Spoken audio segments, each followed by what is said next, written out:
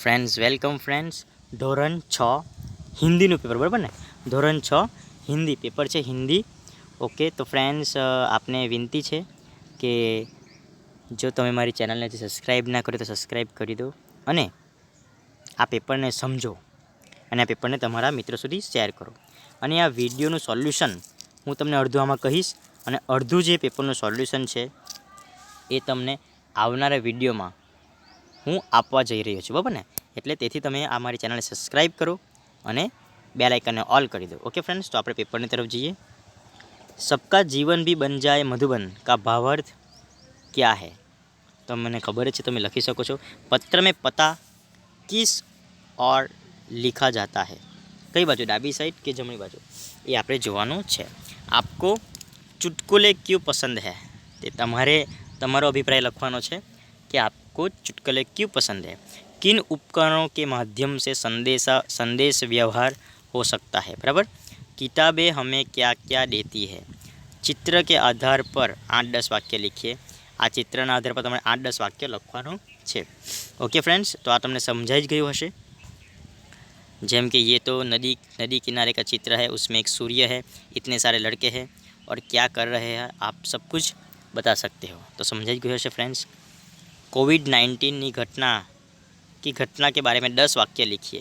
Okay, घटना, कोविड-19 की घटना, हमें मालूम है कि हमें कैसे दिन गुजारने पड़े. તે બધું જ લખવાનું છે कि कोविड-19 यानी कि कोरोना एक बहुत ही घातक प्रकार का वायरस है. एक लाइन થઈ गई. પછી ये वायरस आदमी से आदमी तक फैलता है. कैसे फैलता है? अगर कोई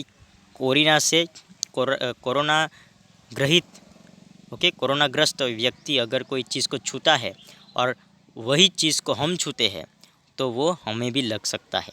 પછી બીજું, गर्म पानी, हमें कोरोना के समय पे गर्म पानी पीना पड़ा, हमें अपने घर में रहना पड़ा. बराबर. हम सिर्फ अपने ज़रूरी काम से बाहर निकल रहे थे. તો આ બધી જ ઘટના આપણે જે અનુભવેલી છે એ બધું જ લખવાનું છે, બરાબર. પછી सूचना अनुसार कीजिए. संज्ञा पहचान कर उसके आधार पर दूसरा वाक्य बनाइए. संज्ञा पहचानવાનું છે. मनसुख लिखता है तो संज्ञा से मनसुख. પછી આપણે લખ્યું છે मनसुख पढ़ता है, બની ગયું વાક્ય. कोयल गाती है तो संज्ञा से कोयल मीठा गाती है, થઈ ગયું. कर्ण की उदारता जग प्रसिद्ध है तो આપણે શું લખી શકીએ? कर्ण की उदारता जग प्रसिद्ध. कर्ण एक महान धनुर्धारी था. विशेषणों का उपयोग करके वाक्य बनाए. लाल, मुझे लाल रंग बहुत पसंद है. बराबर. तीसरा, मैं कक्षा में तीसरे स्थान पर आया. ओके. પછી नीचे लिंग भेद को समझकर वाक्य में प्रयोग करते हैं. लिंग परिवर्तन करके उसका वाक्य में प्रयोग कीजिए. हिरण तो हिरणी, वाक्य हिरणी दौड़ रही है. देव तो देवी, हम देवी माँ की पूजा करते हैं. ग्वाला तो ग्वालिन, शेर शेरनी, स्त्री तो पुरुष, राजा तो रानी. બરાબર ને? તો આ બધાનું જ તમારે લિંગ બદલવાનું છે અને એનું વાક્યમાં પ્રયોગ પણ કરવાનો છે.